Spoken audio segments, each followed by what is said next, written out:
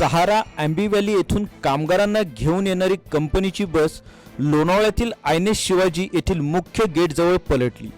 या अपघातात एका कामगाराचा जागीच मृत्यू झाला तर 17 अन्य कामगार जखमी झाले आहे।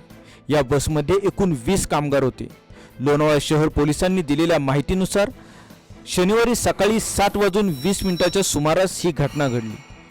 सहारा येथील आंबी व्हॅली येथून रात्रपाळी केलेले कामगार नेहमीप्रमाणे लोणावळा येथे जाण्यासाठी सकाळी 7 वाजता कंपनीच्या बसमध्ये बसले। सदर बस लोणावळ्यातील आयनेश शिवाजी मुख्य गेट जवळ असणाऱ्या तीव्र उतार आणि वळणावर चालकाचे नियंत्रण सुटल्याने पलटली।